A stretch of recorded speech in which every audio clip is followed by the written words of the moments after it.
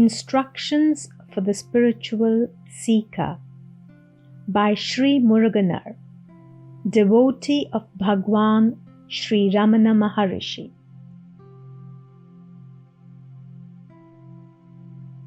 If one attains the state in which the reality of one's own self, the light of consciousness, blossoms within the heart, in that true state of all-embracing emptiness, all other knowledge will be revealed as false and disappear like a dream.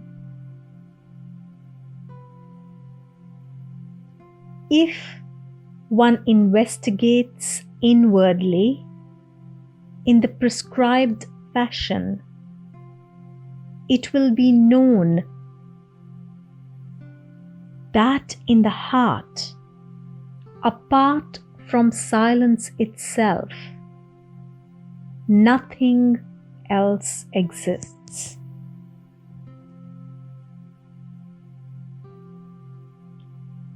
If we say that those who know the real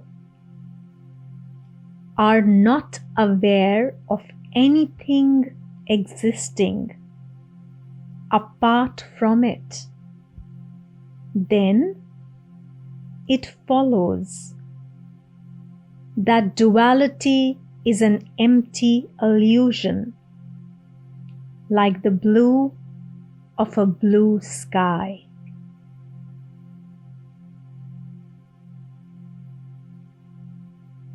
The eye of truth, which abides as pure consciousness,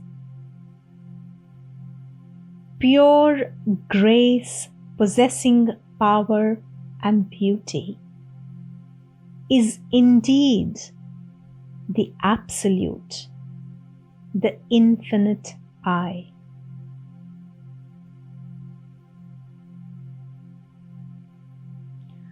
Of the two forms of God, that which is termed with form or with attributes is the product of pure Maya or illusion. It is not the supreme. For those who know the nature of consciousness, there is no danger. For those who come to know the truth itself will foster certainty.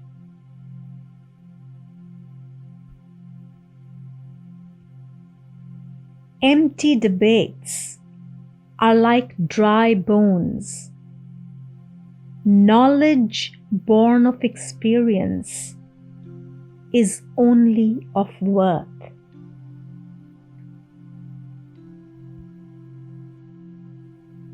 Eradication of ego is the state of immortality. Therefore, the renunciation of the ego is that which is most rare and precious. It is quite inappropriate for seekers to pay regular visits to the houses of their acquaintances for fun, and even less appropriate for associating with them in a convivial fashion.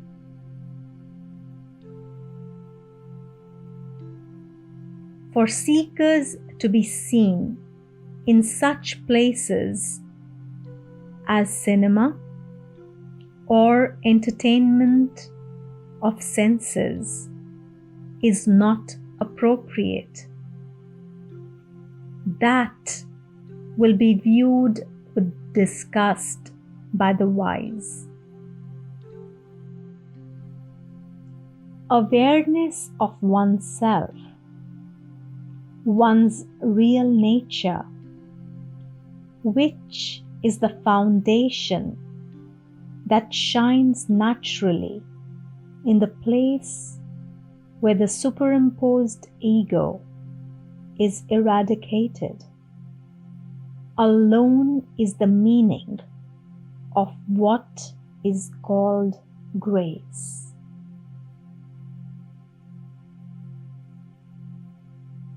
Delusion is that which masks grace.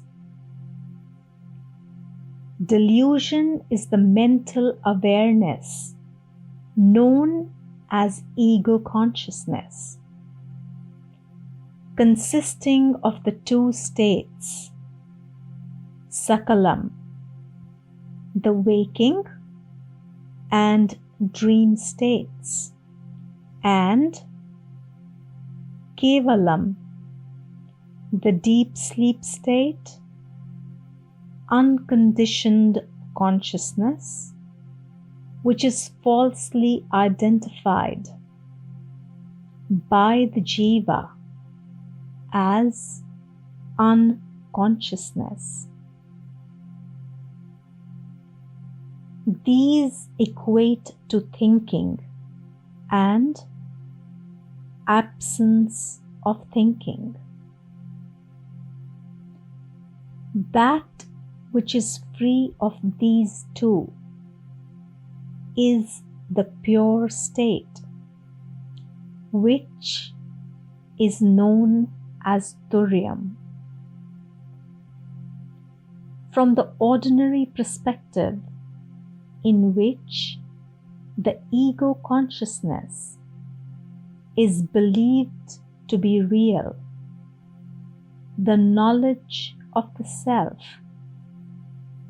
the Shiva consciousness, in which the former ego consciousness is annihilated, is described variously as emptiness or a void.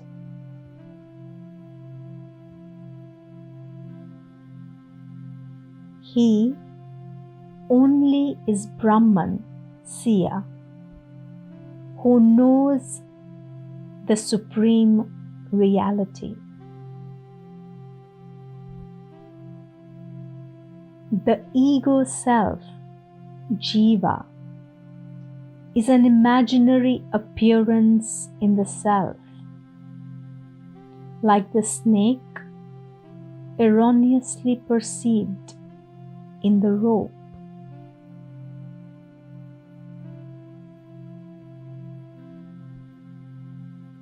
Because of love for oneself that naturally shines in each and every jiva, the self is the very form of bliss, Sukha Swarupa.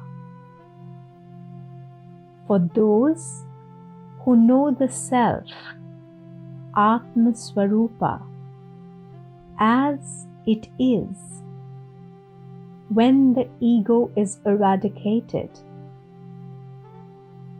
there arises a naturally heart-melting love for the Supreme, which shines as that self.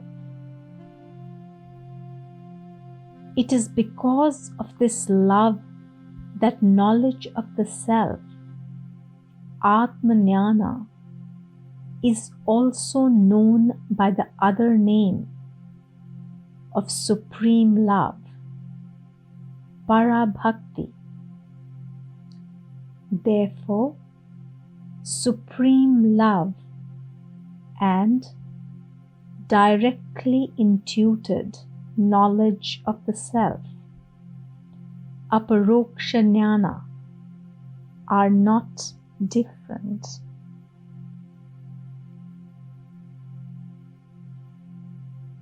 It is appropriate for seekers to abandon the reading of newspapers and periodicals which lead to delusion.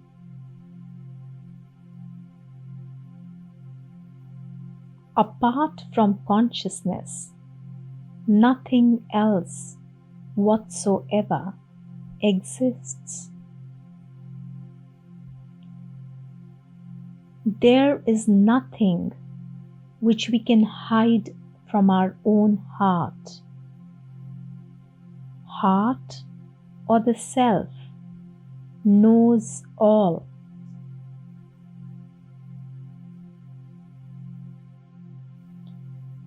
All the other three, virtue, wealth, and pleasure, are contained within the fourth, which is liberation. There is no state more sublime than liberation.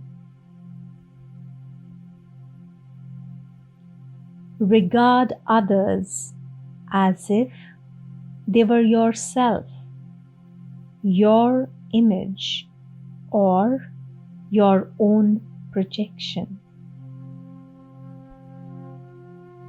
There is nothing so unstable as the mind. Its appearance is entirely untrustworthy. The mind's very nature is to deceive and mislead. At the very first opportunity, it will hold up the seeker and plunge into the world of phenomena. As long as it exists, its nature will never change. Therefore, it must be destroyed at the root through unrelenting meditation based on inquiry. Until it is thus eradicated, no wise person should be at ease. What is called birth and death is a dream born of ignorance. The form of primordial God is the undivided, non-dual, infinite expanse of consciousness. Therefore, he knows nothing that is other than himself. The real nature of divine grace is only that all-embracing, pure awareness that is his very nature.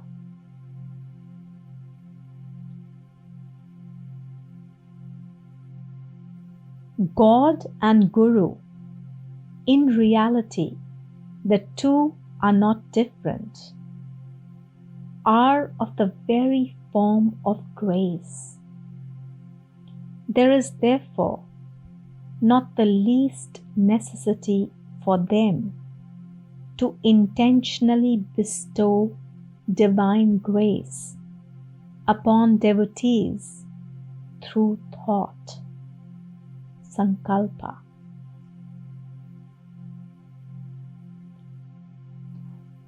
To whatever extent they drive from their hearts thoughts of I and mine, to that same extent shall they turn towards God and draw near to Him.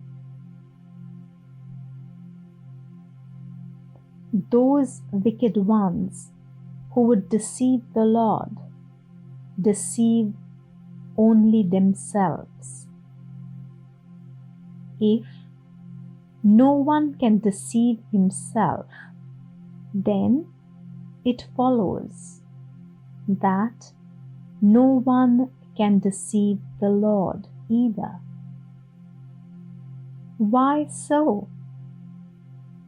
Because there is no evil deed which we can conceal from our own heart, and equally because the Lord exists as the witness of that heart.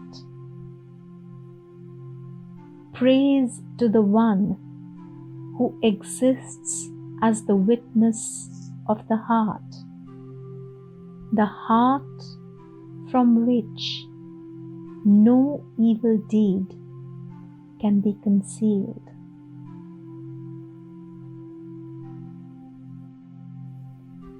Those who live in expectation of the Lord's grace must harbor love for the beloved creatures who share His form.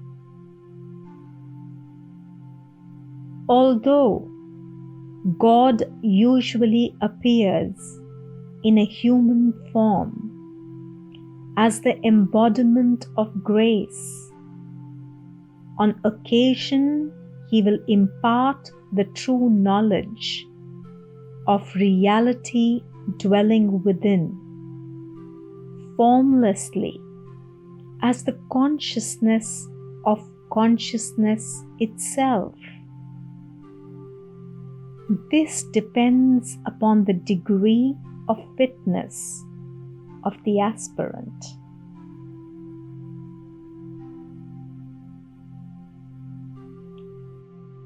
It is entirely fitting for those who possess a pure mind that has been thoroughly reformed to conduct themselves, taking that mind as their witness. The heart alone is the temple where the Lord dwells. The first lesson that true seekers must learn is to conduct themselves with a firm resolve to maintain their purity of heart.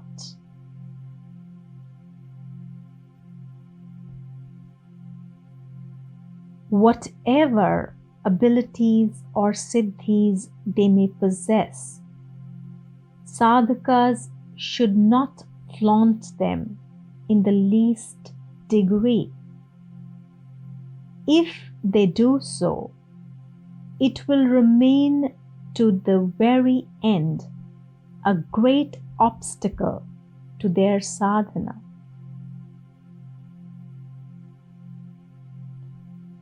There is no restriction on repeating the holy syllable Om, Pranava Japa. It can be repeated by anyone at any time. The life lived in detachment is the noblest life.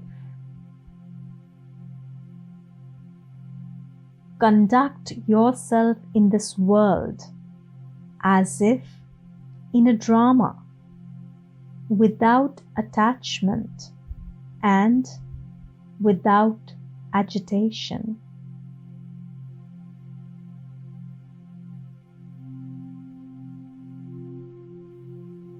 We need a bowl of rice and a cloth to wear.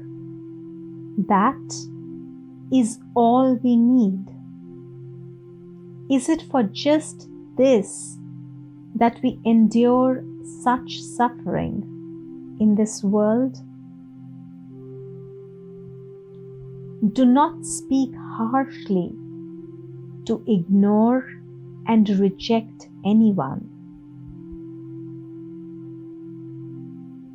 Self-restraint is much more important than knowledge. You should be the living example of the knowledge. He who criticizes others, in fact, criticizes himself.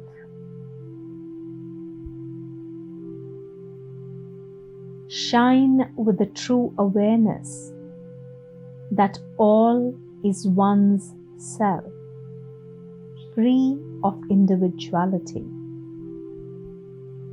While individuality is which consists of the ego, which is an amalgam, a mixture of the sentient, chitta, and the insentient, jada. Should anyone scorn you and spread slander about you, your attitude should be one of gratitude towards them for giving you the opportunity of recognizing and correcting some faults that you might otherwise not easily have noticed yourself.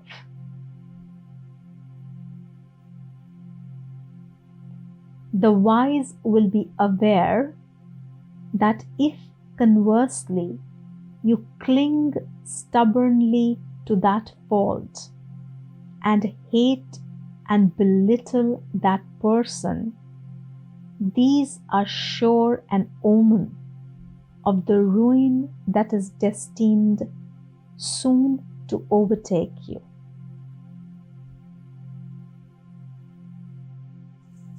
That which deludes people into thinking that the death in which one dwells as the nature of the self is actual death is the perverse, erroneous understanding, whose nature is the ego consciousness, whose form is the mind.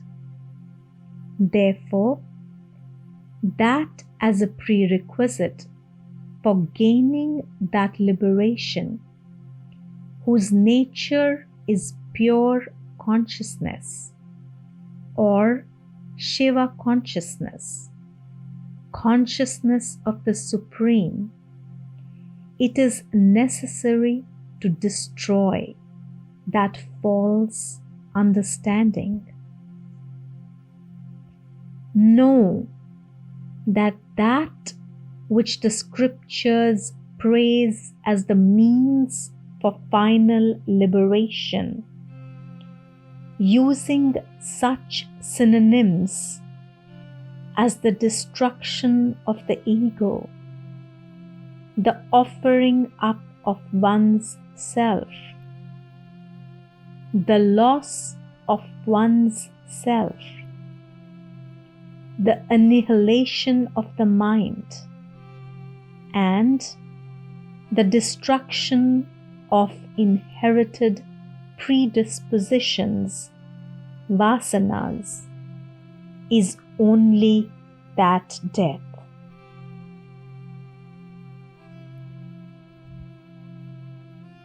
People of integrity should exercise great moderation both in what they write and in what they say. Otherwise, it is certain that knowingly or unknowingly they will deviate from the truth. Excessive speech will give rise to nonsense.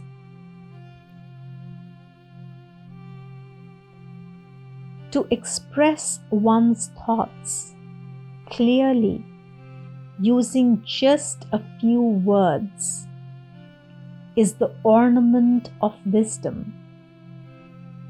Excess talk will only highlight one's ignorance.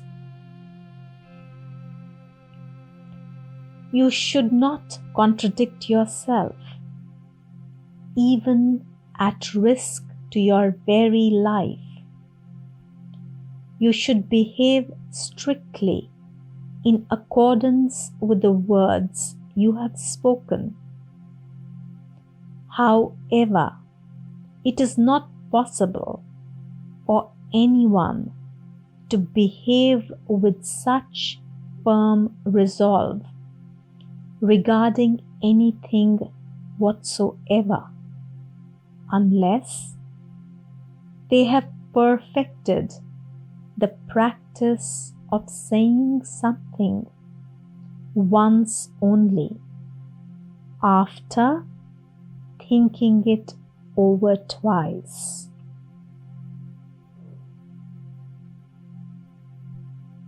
Rather than promising as a kindness something they are not able to deliver and then back out on their promise, the wise will refuse in the first instance, saying that it is not within their power, even at the cost of incurring disgrace on that account. Such is the excellence of the wise, whose actions are aligned with moral virtue.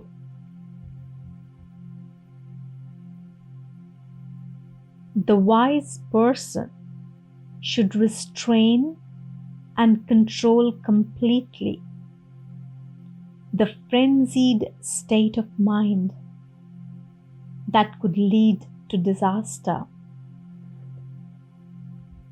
Not only that, he should behave with extreme caution towards those who are under its control. Otherwise, he may needlessly come later to regret it. Therefore, he should take the attitude that the best plan is to avoid such worldly people in grip of Maya as far as it is possible. Just as in worldly affairs, nothing can be obtained without paying the appropriate price for it, so in the realm of the Supreme Reality, no one can realize the nature of the Supreme Self, being consciousness bliss, the source of all that is, without offering up his own self, which is the support of all things in the world. Compared to the greatness of the Supreme Self, which is thus attained, the price of the sacrifice of one's own self that is paid for it in return is, when we think about it, an exceedingly small one. You gave yourself to me, and in exchange, that gained by you was only me. Then who, O Shankara, is wiser of the two? That which I obtained was utter and unending bliss. But what one thing did you obtain from me in this? We may judge from such expressions by the great saints exactly how profitable an exchange made on such terms will be. Here we are speaking in the language of duality. The Advaitic point of view states that upon abandonment of the imaginary ego consciousness, the realization of the eternal self must occur.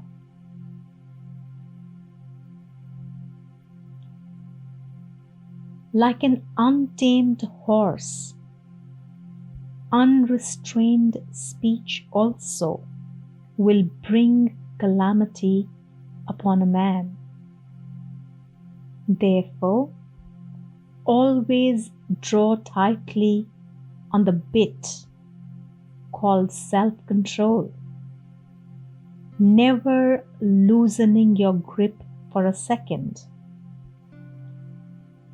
Whatever else you fail to guard, guard your words.